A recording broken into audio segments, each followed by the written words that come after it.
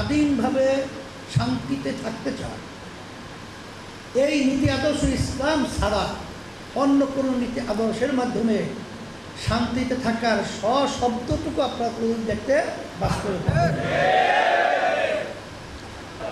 জাতীয় নির্বাচন 2026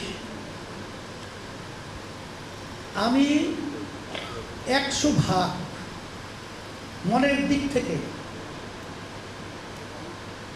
আমি পরিষ্কার যে আমাদের এই কার্যক্রমগুলো যা হয়েছে, পরবর্তীতে যা হয়েছে, এখন যা হচ্ছে, সব আল্লাহর পক্ষ থেকে আমরা করেছি।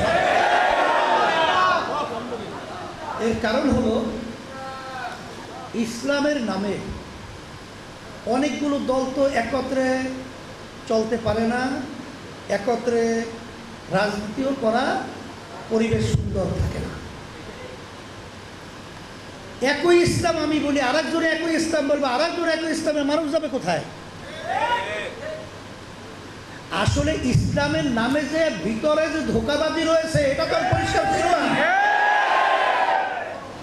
আল্লাহ রাব্বুল আলামিন জাতীয় নির্বাচন 2026 এক কথায় জামাতের ক্ষোভের ভিতরে ঢুকাইয়া, তারপর আল্লাহ রাব্বুল আলামিন ওখানে আটকাইয়া, এরপর আল্লাহ আমাদের ইসলামকে নিরে সত্য করে ইসলামী আন্দোলন বাংলাদেশকে বাংলার জমিনে সোনালী সূর্যের মতো উদিত করেছেন। বিজয় হবে।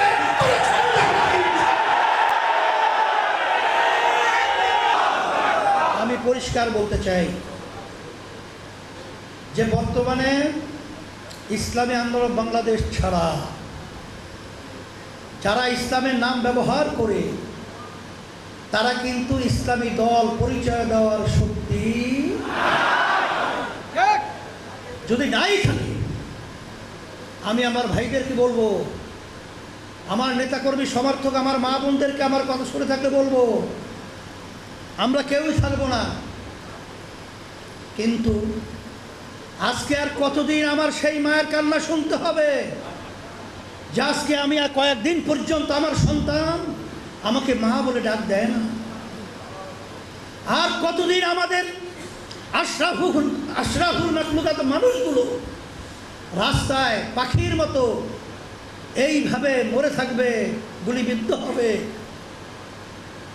আর কতদিন দেখব মা তার সন্তানকে হারাবে, স্ত্রী তার স্বামীকে হারাবে? আর কতদিন দেখব আমাদের দেশের টাকাগুলো বিদেশে পাচার হবে?